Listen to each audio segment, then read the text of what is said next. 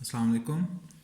जैसा कि हम पढ़ रहे थे कि modelling with system of differential equation, अब हम जो है सिंगल डिफरेंशियल इक्वेशन के बजाय अपनी मॉडलिंग के अंदर सिस्टम ऑफ डिफरेंशियल इक्वेशंस को यूज़ करेंगे। तो चलते हैं इसकी सेकंड एग्जांपल की तरफ या सेकंड टॉपिक की तरफ, which is a multiple tank mixture problem. हमने तो सिंगल टैंक के लिए एक मिक्सचर प्रॉब्लम पढ़ी थी। दैट वाज लाइक कोई एक टैंक था फाइन, उसके अंदर कोई इनिशियल वॉल्यूम था जिसके अंदर कोई ना कोई ब्राइन या सॉल्यूशन उसके अंदर मौजूद था और उसके अंदर कुछ इनपुट दी जाती थी। उसके अंदर कोई ब्राइन सॉल्यूशन आ रहा है या प्योर वाटर, जो भी है, दोनों टाइप्स में से कोई एक उसमें इनपुट आ रही है and there is some output. फिर हमने इसके डिफरेंट केसेस देखे कि जब दोनों इनपुट और आउटपुट फ्लो जो है सेम हो तब क्या इसके अंदर चेंज आता है, and we have to find the amount of salt at any time t. ये हमने फाइंड आउट करना था और इसका बेसिक रूल हमने पढ़ा था कि चेंज जो है in rate of salt is input of salt minus output of salt, जो कि फर्दर डिपेंड कर रहा था input flow multiply by the concentration in the flow. आप इसे फ्लो इन कह लें multiply by C in minus flow out multiply by C out. Flow in कोई ना कोई इनपुट रेट होगा, जैसे हम कहते हैं for example it is 4 gallon पर मिनट, और इसके अंदर जो कंसंट्रेशन है वो है 2 LB पर गैलन। इसके अंदर सॉल्ट है तो फ्लो जो इन है ये क्या बन जाए, so the input will be flow in 4 multiply by 2. Similarly say flow out is 4 gallon per minute, तो flow out will be 4 C out। अब यहाँ पर तो हमें amount of salt पता नहीं, तो we have A of T over initial volume। ये सारी चीज़ें हमने देखी हैं, और अगर यहाँ पर वॉल्यूम चेंज हो जाए तो we have to flow out change हो जाए या flow in या flow out का आपस में कुछ डिफरेंस आ जाए तो we have to change the volume। अब हम चलते हैं कि जब एक से ज़्यादा टैंक हो जाए फिर क्या सीन होगा। तो बेसिक फार्मूला वही रहेगा, लेकिन जस्ट क्या आएगा फ़र्क कि हमारे पास जो डिफरेंशियल इक्वेशन है वो ज़्यादा हो जाएंगी। For example let's say we have 3 tanks A, B and C, जिनके अंदर इनिशियल जो सॉल्यूशन मौजूद है इनिशियली उसका वॉल्यूम है 100 गैलन, तीनों में सेम है। अब इनके अंदर बहुत सारे पाइप्स आपस में कनेक्टेड हैं, तो हम फर्दर चलते हैं वन बाय वन। और लेट्स से कि the amount of salt in A is x1, B में हम x2 से डिनोट कर रहे हैं, C में हम x3 से डिनोट कर रहे हैं। जब हमने प्रीवियस पढ़ा था तो उसमें हम A से डिनोट करते थे, लेकिन चूँकि यहाँ पर ज़्यादा डिफरेंशियल इक्वेशंस बननी है तो बजाय कि हम capital A, B, C variable use करें, हम ज़्यादातर फेमिलियर होते हैं x1, x2, x3 से, तो हमने इसको इसमें चेंज कर लिया ताकि ज़रा थोड़ा सा डिफरेंट ना लगे, फेमिलियर डिफरेंशियल इक्वेशंस ही लगे। तो सबसे पहले ए पे हम कंसिडरेशन करते हैं कि इसके अंदर क्या है कि 4 गैलन पर मिनट के हिसाब से इसके अंदर प्योर वाटर पम्प्ड इन हो, तो फ्लो इन क्या हो गया 4 गैलन। चूँकि प्योर वाटर आ रहा तो हमें पता है कि कंसनट्रेशन जो होती है सॉल्ट की प्योर वाटर में इट इज़ 0। सेकेंड, अब ए में एक और पाइप भी आ रहा है, बी से कनेक्टेड है, और बी से भी कुछ जो फ्लूइड है या सोल्यूशन है वो ए के अंदर इनपुट आ रहा है। कितना आ रहा है 2 गैलन पर मिनट। अमाउंट ऑफ सॉल्ट क्या होगी वो हम बी के लिहाज से फाइंड आउट करेंगे, और ए में से आउटपुट जा रही है 6 गैलन पर मिनट की। और अगर आप यहाँ पर देखें तो ए के अंदर इनपुट और आउटपुट सेम है। इनपुट कितनी आ रही है 4 + 2 6, आउटपुट कितनी है 6। अब चलते हैं बी में तो 4 पाइप्स कनेक्टेड हैं, तो इसमें इनपुट आ रही है फ्रॉम ए, इनपुट आ रही है फ्रॉम सी, तो 6 + 1 7 गैलन। तो आउटपुट भी अगर 7 होगी तो फिर हम कह सकते हैं कि फ्लो इन और फ्लो आउट जो है वो बराबर हैं। तो बी के अंदर क्या आ गया, आउटपुट जा रही है, एक तो सी को जा रही है इट इज़ 5 गैलन, और ए को जा रही है 2, तो 5 + 2 7। सिमिलरली सी में से आउटपुट जा रही हैं 1 बी को और बाहर की तरफ, यानी कि फर्दर जहाँ पर भी स्टोरेज है उसकी तरफ, तो इट इज़ 4 + 1 5, और इनपुट भी 5 आ रही। अब इनपुट और आउटपुट बराबर हो तो इसका मतलब है कि जो वॉल्यूम ऑफ टैंक है वो चेंज नहीं होगा, मतलब 100 जो है ये फिक्स रहेगा। तो अब हमने जब डिफरेंशियल इक्वेशंस बनानी है तो एक एक टैंक को कंसिडर करके करेंगे। यहाँ पर 3 टैंक हैं तो हमारे पास 3 डिफरेंशियल इक्वेशन बनेंगी। सबसे पहले चलते हैं फॉर टैंक ए। उसके अंदर जो अमाउंट ऑफ सॉल्ट है इट इज़ x1, तो rate of change of x1 dx over dt is input minus output। तो फार्मूला बेसिक वही है, लेकिन यहाँ पर क्या है कि इनपुट जो है वो 2 आ रही हैं, एक बाहर से प्योर वाटर की और एक सेक्शन बी से, तो दोनों को 1 by 1 चलते हैं।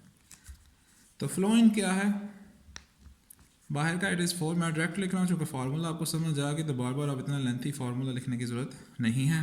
कंसंट्रेशन जो है अमाउंट ऑफ सॉल्ट 0 है, इसलिए 0 प्लस अब ये बी की तरफ से आ रहा है, तो फ्लो इन क्या है हमारे पास, बी की तरफ से जो रेट आ रहा है इट इज़ 2 गैलन पर मिनट, तो 2।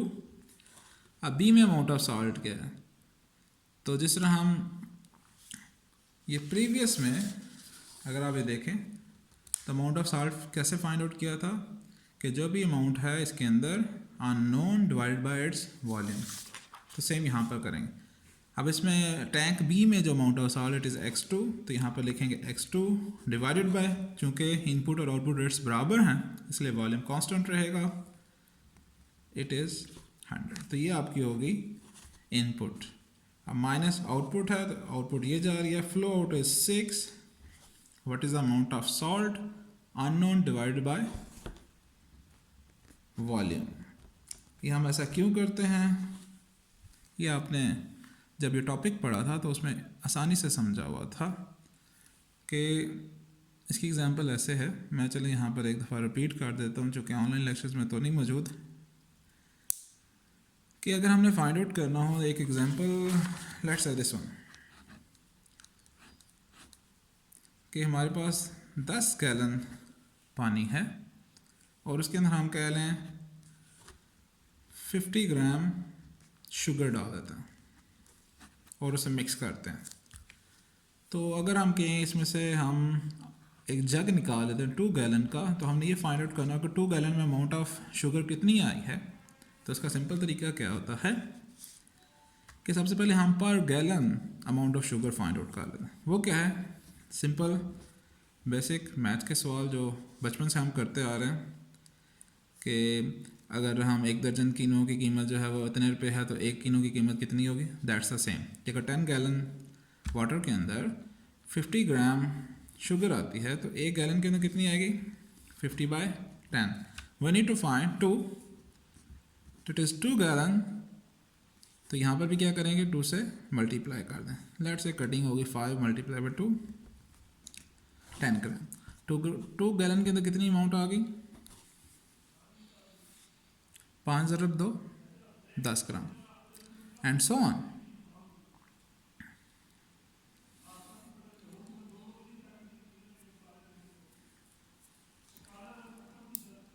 और इसी तरह अगर हम 10 गैलन में फाइंड आउट करना चाहें अगेन, तो इसको आप 5 को 10 से मल्टीप्लाई कर दें, दैट इज़ 50 ग्राम। तो अगर हमारे पास जो अमाउंट ऑफ शुगर है ये ना मालूम हो, ना पता हो, let's say it is x, या जैसे यहाँ पर है हमने a लिखा हुआ है तो दिस इज़ a, तो what will B this, a divided by total volume, this is this, जिसे हम v कर लेते हैं। तो फार्मूला क्या बन गया, a/v। तो सिमिलरली यहाँ पर जो है फार्मूला एक है, यहाँ पर अमाउंट ऑफ सॉल्ट हमने लिखा दिया कि x1, तो x1 divide by its volume 100, तो ये अब आ गया पर गैलन कितनी अमाउंट ऑफ सॉल्ट है इस टैंक के अंदर।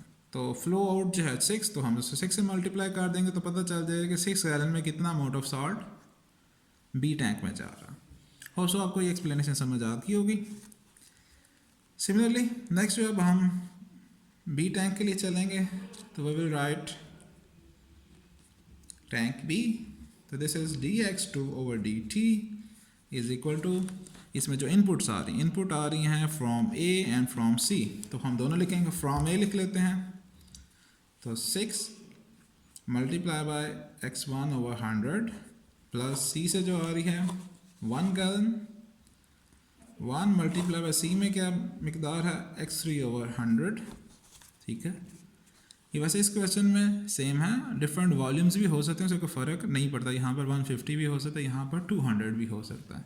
तो इट्स जस्ट अ इक्वेशन। ये चले हम इक्वेशन चेंज कर ही लेते हैं आपको समझाने के लिए कि लेट्स से बी के अंदर है 200 एंड सी के अंदर है हमारे पास इनिशियली लेट्स से 50। तो यहाँ पर इक्वेशन में क्या आ जाएगा, यहाँ पर 200 आ जाएगा, यहाँ पर चूँकि ए से आ रहा है इट इज़ 100, सी से आ रहा है तो आई थिंक थोड़ा सा डार्क कर दें तो आपको ज़्यादा अच्छा समझ आ जाएगा। हाँ सही नज़र आ रहा है आपको। तो प्लस x3/50। अब माइनस जो आउटपुट जा रही है, आउटपुट क्या आ रही है, इसे चूँकि दो आउटपुट्स हैं तो आप ब्रैकेट लगा लें, वरना माइनस साइन की अक्सर गलती हो जाती है। तो it is going into A, ठीक है। तो ए में जो जा रहा है it is 2 multiply by x2/200 plus C में जा रहा है, अब मुझे थोड़ा सा चले नीचे लिखना पड़ रहा है, 5 मल्टीप्लाई बाय x2/200। इसको आप सिंप्लीफाई भी कर सकते हैं कि 5 + 2 = 7। तो बेसिक क्या इक्वेशन बन गई हमारे पास, 6x1/100 x3/50 माइनस 7x2/100। तो this is your equation of tank B. Now for C I think आपको अब समझ आ गई होगी और आप खुद भी इजीली बना सकते हैं, लेकिन this is not square, this is x2। चलें हम लिख देते हैं, एक क्वेश्चन कंप्लीट हो जाए। तो सी में जो इनपुट आ रही है it is only from B, तो इट विल बी 5x2/200, यहाँ पर भी 200 आएगा। और इसमें से जो आउटपुट्स जा रही है अगेन वो जा रही है सी से बी में, it is 1 × x3/50 plus output जो बाहर अदर जो भी स्टोरेज या प्रोसेस में जा रही है इट इज़ 4 गैलन 4x3/50। तो after simplification it is -5x3/50।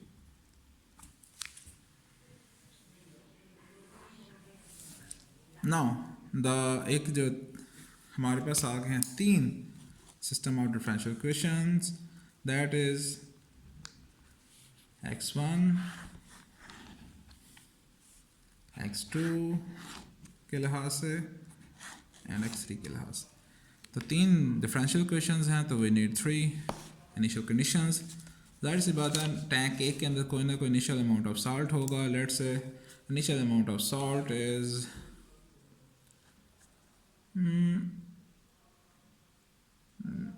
x0 = 50। कोई वैल्यू दे लो, कोई ना कोई वैल्यू आपको गिवन होगी। दिस इज x1 नॉट, या अब यहाँ पर थोड़ा सा मसला आएगा तो इसे हम लिख लेते हैं x1t = 0 = 50, x2t = 0 = say 60 and x3t = 0 is 70 lbs. lbs mean pound. So these are the initial condition. This is the system of equation A, B and C. Okay, अब A, B and C. अब scene ये है कि system of equations तो बना लें, but how we will find the answer. क्योंकि यहाँ पर जो है रेडियो एक्टिव सीरीज़ की तरह कन्वर्जेंस नहीं हो सकती, कि चूँकि कोई भी एक इक्वेशन टोटली एक ही वेरिएबल के अंदर नहीं है। यहाँ पर x2 आ रहा है, रेडियो एक्टिव सीरीज़ में हमारे पास शुरू में x1 की फॉर्म में ही आता था, तो हम उधर से सोल्यूशन निकाल के नेक्स्ट में पुट करते थे नेक्स्ट। तो यहाँ पर जो है सिस्टम ऑफ इक्वेशंस वाला ही कोई ना कोई मेथड हमें लगाना पड़ेगा। एंड अगेन वो कौन सा मेथड है, you have to find it. Solution इसका हम इस तरह नहीं करेंगे कि पेपर में से सॉल्व किया जा सके, क्योंकि सिस्टम ऑफ इक्वेशंस जो हैं इनको सॉल्व करने में बहुत ज़्यादा टाइम लगेगा। और हम यहाँ पर सिस्टम ऑफ इक्वेशंस को सॉल्व करने नहीं आए, मॉडलिंग करने आए हैं। तो we have to find the differential equations only. ये प्रोसेस हमें आना चाहिए, हमें फार्मूला लिखना चाहिए। जो इनपुट्स आ रही हैं उनको पहले लिखें, जो आउटपुट्स आ रहे हैं उनको बाद में लिखें। इनिशियल कंडीशंस आपको लिखना आनी चाहिए। प्लस जो है इसके ऊपर सिंपल कंसेप्चुअल क्वेश्चंस पूछे जा सकते हैं। फॉर एग्जांपल यहाँ पर आपसे ये पूछा जाए कि when time goes to infinity, मैं अब यहाँ पर लिख रहा हूँ, तो what will be the amount of salts in tank A B and C. अब हमें सोल्यूशन नहीं पता बेशक, ठीक है, लेकिन जब बहुत ज़्यादा टाइम गुजर जाएगा तो आपके ख्याल में क्या ऐसा सीन होगा कि तीनों टैंक्स में अमाउंट ऑफ सॉल्ट क्या होगी। तो हमेशा याद रखें कि जब भी प्योर वाटर पम्प्ड इन हो रहा है सिस्टम के अंदर और आउटफ्लो भी हो रहा है, तो अंदर जो अमाउंट ऑफ सॉल्ट होगी वो वक्त के साथ साथ कम ही होगी, वो कभी भी ज़्यादा नहीं होगी। और जैसे जैसे प्योर वाटर आ रहा है तीनों टैंक्स में अमाउंट ऑफ सॉल्ट की जो मकदार है वो थोड़ी सी कम होना शुरू हो जाएगी। और जब हम बहुत ज़्यादा टाइम ले लें टी अप टू इन्फिनिटी, तो डेफिनेटली तीनों टैंक्स के अंदर अमाउंट ऑफ सॉल्ट ख़त्म हो जाएगा, क्योंकि वो इधर से ऐसा ऐसा फ्लो आउट होता जाएगा होता जाएगा होता जाएगा। तो इसलिए यहाँ पर सिंपल हम आंसर ये कह सकते हैं कि जब भी जब भी टाइम इन्फिनिटी को अप्रोच करेगा, इस सिनेरियो में जब प्योर वाटर पम्प्ड इन हो रहा है और कुछ ना कुछ पंप आउट भी हो रहा है, तो T is equal to infinity पे the amount of salt will be empty. चाहे यहाँ पर 3 टैंक हैं, चाहे 4 हैं, चाहे 10 हैं, चाहे 50 हैं। अब ये जो आंसर है ये हमने बगैर किसी सोल्यूशन के निकाला, क्योंकि ये एक सामने दिखता नज़र आ रहा है। इसकी सिंपल एग्जांपल वही शुगर वाली है कि आप इसके अंदर पानी को बढ़ाते जाएं और इधर से एक आउटपुट भी रखें। तो द पैसेज ऑफ टाइम है तो 50 ग्राम चीनी, इसमें पानी डालते जाएं तो चीनी की जो मिठास है पानी के अंदर या एक गिलास पानी के अंदर वो आपको कम लगेगी, और एक टाइम ऐसा आएगा जिसमें आप बिल्कुल फील ही नहीं होगा। नेक्स्ट क्वेश्चन जो इसमें अराइज होता है वो ये है कि ज़रूरी तो नहीं कि हर दफ़ा सिस्टम इन और आउट ही हो। क्या हो कि अगर ये सिस्टम क्लोज हो फिर क्या फ़र्क पड़ेगा। What will be the amount of salt in that scene. उसके लिए मैं आपको क्वेश्चन एक दिखा देता हूँ। आपकी बुक में बड़ी इंटरेस्टिंग एक क्वेश्चन लिखा हुआ है, this one, question number 7, it is exercise 3.3। तो 7 ये हमने ऊपर वाला 6 वाला किया, दिस इज 7। तो ये क्या कह रहा है कि 2 very large tanks A and B are each partially filled. हमने इनको पार्शली फिल किया है 100 गैलन, यानी इनकी कैपेसिटी जो है इससे ज़्यादा है, with 100 gallons of brine. Initially 100 pound of salt is dissolved in the solution in tank A. A के अंदर जो है हमारे पास जो अमाउंट ऑफ सॉल्ट है इट इज़ क्या है 100 and 50 pound is dissolve in tank B. Tank B में 50 है। The system is closed in the well stirred system is closed in that the well stirred liquid is pumped only between the tanks। यानी कि system close है, दोनों के अंदर जो है वो स्टिरिंग का जो ऑपरेशन है उसे जो स्मूथली डिज़ोल्व कर रहा है वो इसके अंदर मौजूद है, और वाटर सिर्फ एक दूसरे टैंक के अंदर ही पंप हो रहा है, कहीं पर बाहर इसका आउटलेट कहीं पर भी नहीं, as show in figure. Okay जी, अब करना क्या हमने, तो करने के लिए उसने हमसे पूछा है section A to use the information given in the figure to construct a mathematical model for the number of pounds of salt x1 and x2. We have to find the differential equations at time t in tank A। तो A के अंदर उसने कह दिया कि x1 amount of salt है और B में हमें कह दिया कि x2 amount of salt है। तो इसको हम सॉल्व करते हैं। तो चलें नेक्स्ट पेज पे चलते हैं और क्वेश्चन को मैं ज़रा इधर रख देता हूँ, आई थिंक थोड़ा छोटा है लेकिन स्टिल, हाँ अब आपको सही नज़र आ रहा होगा, उसने फोकस कर लिया है। तो सबसे पहले तो हम डाटा लिख लेते हैं कि x1 t is equal to 0 is 100 LB and x2 t is equal to 0 is 50 LB। Now we have to make a differential equation. अब ये याद रखें कि जो A से B में मिक्सचर जा रहा है, एक और चीज़ जो इसमें एक चीज़ मैं स्किप कर गया, भूल गया, ये फिगर में देखें, 1 सेकेंड इधर इस पर फोकस कर लें जी। A से जो B में जा रहा है सोल्यूशन इट इज़ 2 गैलन पर मिनट, और B से जो A में आ रहा है इट इज़ 3 गैलन पर मिनट। अब यहाँ पर जो फ्लो जो फ्लो रेट्स हैं ये दोनों बराबर नहीं हैं। इसका मतलब है कि कहीं पर तो वॉल्यूम इंक्रीज़ आएगा और किसी में डिक्रीज़ आएगा। फॉर एग्जांपल ए से जो है 2 गैलन आउटपुट जा रही है, 3 गैलन इनपुट आ रही है, तो दैट मीन इसके अंदर 1 गैलन का इंक्रीमेंट आएगा हर टाइम के साथ, हर मिनट के साथ, चूँकि पर मिनट रेट्स हैं। और बी से इनपुट 2 गैलन आ रही है और 3 गैलन आउटपुट जा रही है। इसका मतलब है इसमें हर मिनट में 1 गैलन जो है वो जो वाटर है या सॉल्यूशन है वो कम होगा। इसलिए अब जब हम नीचे वॉल्यूम लिखेंगे तो वो कांस्टेंट नहीं होगा, वो उसका कोई ना कोई फार्मूला हमें लिखना पड़ेगा। तो चलते हैं फिर एक की डिफरेंशियल इक्वेशन फाइंड आउट करने के लिए। तो dx1 over dt is equal to input minus output. Input आ रही है हमारे पास b से, फ्लो इन है 3 और जो फ्लो जो उसकी कंसंट्रेशन है दैट इज़ हमें तो नहीं पता अभी, चूँकि it is x2 divided by volume होता है, लेकिन चूँकि यहाँ पर वॉल्यूम उसमें एक जो गैलन है वो कम हो रहा है, तो यहाँ पर हम लिखेंगे 100 माइनस 1t। ये फार्मूला में फ़र्क आएगा। The volume will be the function of time. Okay, ये तो उसमें एडिशन हो रहा है। Now we go for output. Output क्या आ रही है 2 गैलन, तो 2 gallon the amount of salt in A tank is x1, volume is 100 और हर टाइम के साथ इसमें 1 गैलन का इंक्रीज आ रहा है, तो हमने लिख दिया 100 प्लस t। ओके, तो this is equation number 1। Now we go for equation number 2, dx over dt, dx2 over dt। अब यहाँ पर क्या हो रहा है, यहाँ पर हमारे पास आएगा इनपुट आ रही है एक की तरफ से, तो है 2 gallon x1 over 100 plus t minus इसमें से जो आउटपुट जा रही है that is 3 x2 over 100 minus t। तो this is equation number 2 and input ये जो इनिशियल कंडीशन है वो हमने पहले लिखी हुई है। अब अगेन यहाँ पर इसका सोल्यूशन थोड़ा सा निकालना मुश्किल है, चूँकि फर्स्ट इक्वेशन में 2 वेरिएबल्स आ रहे हैं, सेकंड में भी 2 आ रहे हैं। अगर तो किसी एक इक्वेशन में एक ही वेरिएबल आए तो हम इजीली एक से सोल्यूशन निकाल के दूसरे में step by step method apply कर सकते हैं।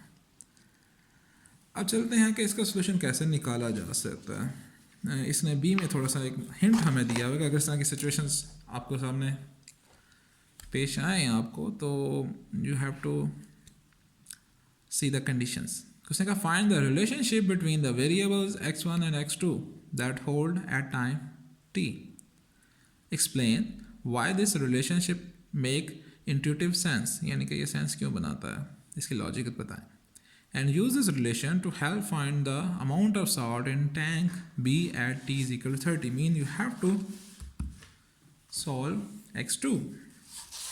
अब x1 और x2 का आपस में क्या एक रिलेशन बन सकता है, वो ये है कि चूँकि ये क्लोज सिस्टम है तो टोटल अमाउंट ऑफ साल्ट तो सेम ही रहेगी, साल्ट कहीं पर गायब तो नहीं होगा।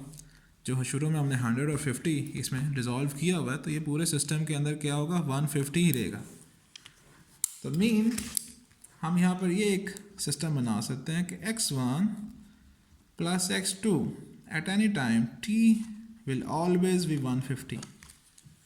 मीन वो जस्ट क्या डिस्ट्रीब्यूट हो सकता है कि ए में ज़्यादा हो जाए बी में कम हो जाए, दैट डिपेंड, लेकिन दोनों का जो एडिशन होगा वो 150 रहेगा। वो जो अमाउंट ऑफ साल्ट है वो कहीं पर गायब नहीं होगा। तो यहाँ से हम अब x1 की वैल्यू को निकाल सकते हैं। This is 150 minus x2। किसी भी डिफरेंशियल इक्वेशन को अगर सॉल्व करना है तो आपके पास एक ही वेरिएबल होना चाहिए। तो दिस इक्वेशन जो कि हमने टैंक बी को सॉल्व करना है, तो हम x1 की जगह पर 150 माइनस x2 पुट कर सकते हैं। अब हम इसका सोल्यूशन निकाल सकते हैं, चूँकि सारे के सारे x2 के अंदर इक्वेशन आ गई।